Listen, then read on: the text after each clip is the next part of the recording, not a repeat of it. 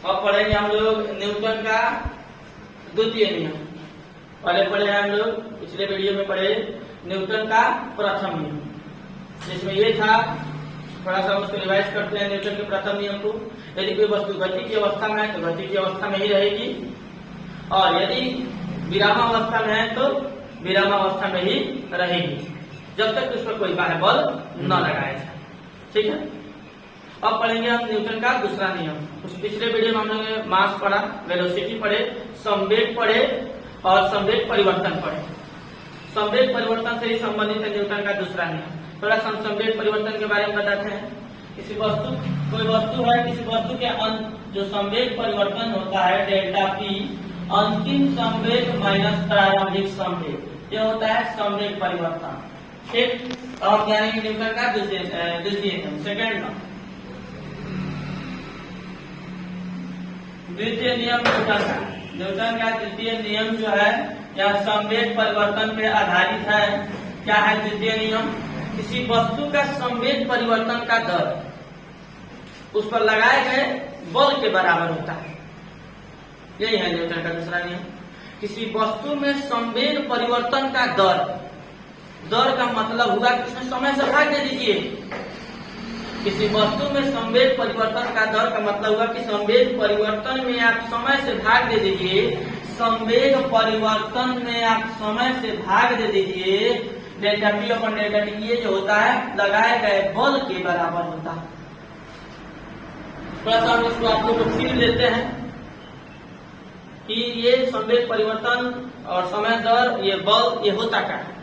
देखिए हम इसका फील ये दे रहे हैं कि कोई वस्तु है, मान लीजिए इसका मास m है, ये u वेग से मोशन में गति कर रहा है। इस पर कोई फोर्स लग रहा है, कोई फोर्स लगा और ये t समय तक लगा। m kg का कोई वस्तु है, कोई फोर्स t सेकेंड तक उस पर लग रहा है, तो जाहिर सी बात है कि बल लगेगा किसी वस्तु पे तो उसका वेग बढ़ेगा। अब वेग बढ़ेगा तो मान लीजिए इस वस्तु का वेग बढ़कर v हो गया, मास वही रहेगा, इस वस्तु का वेग जो है बढ़कर क्या हो गया, v हो गया। तो इनिशियल जो होगा मोमेंटम होगा mass into velocity m into u, final जो मोमेंटम होगा mass into velocity m into v। इस और जो चेंज इन मोमेंटम होगा, संवेग परिवर्तन होगा, वो होगा कितना, p2 माइनस p1। इसी संवेग परिवर्तन में कितना समय तक उस बल को लगाया गया था। संवेग परिवर्तन में के दौरान जो बल लग रहा है वेग बढ़ाने के लिए, वो बल कितने देर तक लगाया गया, उसी समय से भाग दे दीजिए। उस समय से हम भाग देते हैं, यही जो होता है बल के बराबर होता है, उस पर लगाए गए बल के बराबर होता है। सिंपल बात है कि हम किसी वस्तु पर बल लगाएंगे तो उसका वेग बढ़ेगा। तो पहले संवेग कुछ और होगा, बाद में संवेग कुछ और होगा। तो जब संवेग बढ़ेगा या घटेगा तो वहां संवेग परिवर्तन होगा। कितने समय में संवेग परिवर्तन होगा, उसमें हम समय से भाग देते हैं, तो उस पर कितना बल लगाया गया था उस बल के बराबर हो जाएगा, उस पर लगाए गए बल के बराबर होगा। यह है न्यूटन का दूसरा नियम। यह हमारा प्राप्त हुआ न्यूटन का दूसरा नियम। किसी वस्तु में संवेग परिवर्तन का समय दर उस पर लगाए गए बल के बराबर। किसी वस्तु में संवेग परिवर्तन का समय दर उस पर लगाए गए बल के बराबर। ठीक है। अब यहाँ देखते हैं, हम यहाँ F equal to delta P के जगह पर संवेग परिवर्तन की जगह पर P2 माइनस P1 अपन डेल्टा T, संवेग परिवर्तन के जगह पर हम क्या P2 माइनस P1 लिख सकते हैं अपन डेल्टा T। P2 मतलब अंतिम संवेग कितना है जी, m इंटू v। अब अंतिम संवेग के जगह पर लिख सकते हैं m इंटू v, माइनस प्रारंभिक संवेग के जगह पर लिख सकते हैं m इंटू u अपन 10। आप दोनों में यम कॉमन कर सकते हैं, m को कॉमन कर दीजिए, m v minus u upon delta T। एक बात यहाँ आप लोग को ध्यान देना होगा, हम यहाँ delta P upon delta T लिखे थे, डेल्टा P की जगह पर P2 माइनस P1 लिखे। फिर ये अंतिम समय ज्ञान भी होगा, प्रारंभिक समय ज्ञान भी होगा, एम होगा। अपन डेल्टा टी दोनों में से मास को कॉमन किए v माइनस यू बटा टी। आप यहाँ पे ध्यान दें तो ये जो है आपका v माइनस यू जो है ये चेंज इन वेलोसिटी है। अंतिम वेग में से प्रारंभिक वेग को घटाया जा रहा है, यह वेग परिवर्तन है। ये हमारा क्या है, वेग परिवर्तन है। तो हम इसके जगह पर लिख सकते हैं F इक्वल टू m, ये डेल्टा v वेग परिवर्तन, अंतिम वेग माइनस प्रारंभिक वेग, ये वेग परिवर्तन हुआ। और नीचे हमारा प्राप्त हुआ है डेल्टा टी। ये आपको ध्यान देना होगा, ये जो आ रहा है ये एक्सीलरेशन का फॉर्मूला है, त्वरण का, डेल्टा v अपॉन टी। हम इसकी जगह पर लिख देंगे m और यह है एक्सीलरेशन का त्वरण। इस प्रकार हमको बल का सूत्र प्राप्त हो जाता है F equal to ma। Newton का दूसरा नियम यही था कि संवेग परिवर्तन का समय दर उस पर लगाए गए बल के बराबर होता है। और हम इसको आइडेंटिफाई, इसको सॉल्व किए, हमको बल का फॉर्मूला मिला F बराबर ma। इससे यह निष्कर्ष निकलता है, इससे हमको ये बल का फॉर्मूला जो है F बराबर ma, इससे यह निष्कर्ष निकलता है। आप ध्यान दीजिए निष्कर्ष क्या निकल रहा है कि किसी वस्तु के मास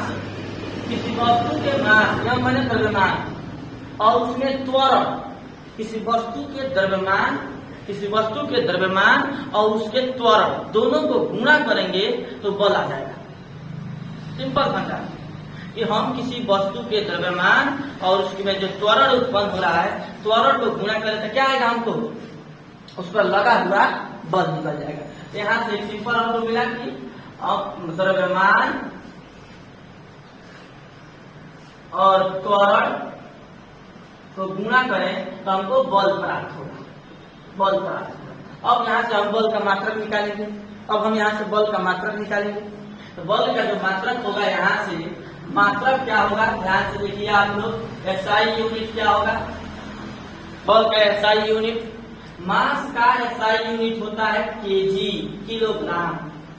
मास का एसआई यूनिट होता है केजी और त्वरण का एसआई यूनिट होता है मीटर सेकेंड के पावर -2। इस प्रकार हमको बल का मात्रक प्राप्त हुआ केजी मीटर सेकेंड के पावर -2। आसान है, आप मास का यूनिट लिख लीजिए, त्वरण का यूनिट लिख लीजिए, हमको बल का यूनिट प्राप्त हुआ केजी मीटर सेकेंड के पावर -2, केजी मीटर सेकेंड के पावर -2। यहाँ से इसी का नाम जो है न्यूटन रखा गया। इसलिए बल का मात्रक जो है न्यूटन कहा जाता है। रियल में बल का मात्रक जो है केजी मीटर सेकेंड का पावर -2 है। इसी को हम लोग क्या शॉर्ट फॉर्म में क्या बोल दिए, न्यूटन बोल दिए।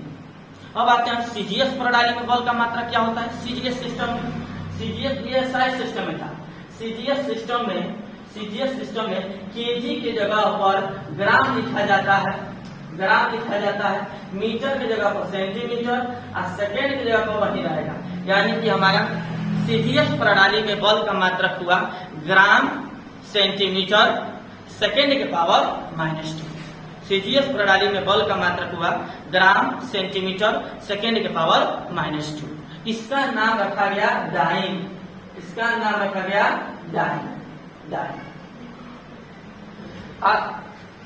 आज हम लोग 3-4 चीज सीख लिए।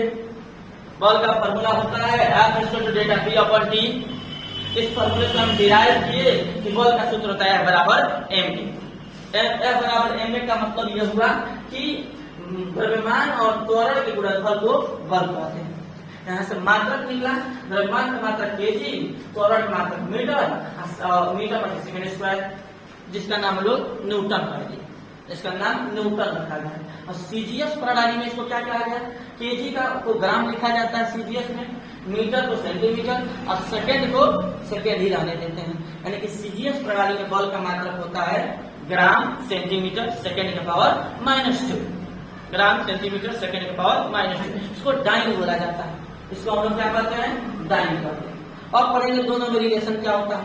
तो दोनों में जो रिलेशन होता है सीजीएस में और ये बल में, न्यूटन भी मात्रक है और सीजीएस भी, डाइन भी बल का मात्रक है। लेकिन दोनों में संबंध क्या होता है, तो हम जानेंगे दोनों में संबंध क्या होता है। एक न्यूटन जो होता है, 1 न्यूटन इक्वल टू 10⁵ डाइन। इसका मतलब ये 1,00,000 डाइन जो मिलेगा तो 1 न्यूटन का निर्माण होगा। इससे यह निष्कर्ष निकलता है, कि न्यूटन बड़ी राशि है। 1,00,000 डाइन को डाइन जो है स्मॉल अमाउंट ऑफ फोर्स है। 1,00,000 डाइन जो फोर्स मिलाएंगे तो हमको 1 न्यूटन तैयार होगा। इसका मतलब डाइन जो है small unit of force and Newton is a big unit. Newton जो है फोर्स का बड़ा मात्रक है और डाइन जो है बल का छोटा मात्रक। ठीक है, चलिए अब देखते हैं हम लोग 1 न्यूटन का परिभाषा जानेंगे। 1 न्यूटन का परिभाषा हम लोग जान लेते हैं साथ साथ। तो 1 न्यूटन का परिभाषा, 1 न्यूटन कहते किसको है? कितने अमाउंट ऑफ फोर्स, कितने बल को हम लोग 1 न्यूटन कहेंगे? दिमाग में सोचिए कि 5 न्यूटन, 10 न्यूटन, 20 न्यूटन तो आ जा रहा है। कितना बल लगाया जाए, कितना बल लगेगा तो उसको 1 न्यूटन बोला जाएगा। तो यहाँ देखिए, मान बल का हमको फॉर्मूला प्राप्त हुआ है F बराबर m। बल का हमको फॉर्मूला प्राप्त हुआ है F बराबर m। अगर मान लीजिए कोई वस्तु है, कोई ऑब्जेक्ट है और उसका मास जो है 1 kg, उसका मास जो है 1 kg है और इस पर कोई बल लग रहा है, और इसमें जो त्वरण उत्पन्न किया, त्वरण उत्पन्न किया 1 मीटर प्रति सेकेंड स्क्वायर का। किसी वस्तु का जो मास है वो 1 kg हुआ, उसमें बल लगकर त्वरण उत्पन्न किया 1 मीटर प्रति सेकेंड स्क्वायर का। तो कितना बल लगा? F is equal to ma, m की जगह पर आप 1, e की जगह पर 1 आप गुणा करेंगे तो 1 न्यूटन। बल कितना आया? 1 न्यूटन। ध्यान देते हैं, 1 न्यूटन बल कब आया? बोलिए, 1 न्यूटन बल कब आया? ध्यान दीजिए, 1 kg की वस्तु पर कोई बल लगकर उसमें 1 मीटर प्रति सेकंड स्क्वायर का त्वरण उत्पन्न कर दे। इसका यह मतलब हुआ कि 1 kg का वस्तु है और बल लग रहा है, हर सेकंड में 1 मीटर उसका वेग बढ़ रहा है, हर सेकंड उसका 1 मीटर वेग बढ़ रहा है। इसका मतलब एक वस्तु है, 1 kg की वस्तु है, कोई बल लगा और इसका 1 सेकंड में इसका वेग बढ़ा दिया। पहले तो मान लीजिए कि 0, 1 सेकंड में इसके वेग को कर दिया 1 मीटर प्रति सेकंड, फिर 1 सेकंड में इसके वेग को कर दिया 2 मीटर प्रति सेकंड, फिर 1 सेकंड में इसके वेग को कर दिया 3 मीटर प्रति सेकंड। इसका मतलब इसमें 1 मीटर स्क्वायर का त्वरण उत्पन्न हुआ है। 1 न्यूटन वह बल होता है जो किसी वस्तु पर लगकर, 1 kg की वस्तु पर लगकर उसमें 1 मीटर प्रति सेकंड स्क्वायर का त्वरण उत्पन्न करता है। उस बल को हम लोग कहते हैं 1 न्यूटन। 1 न्यूटन वह बल होता है जो 1 kg की वस्तु पर लगकर उसमें 1 मीटर प्रति सेकंड स्क्वायर का त्वरण उत्पन्न करता है। इस अमाउंट को हम लोग क्या कहते हैं? 1 न्यूटन। ठीक है, चलिए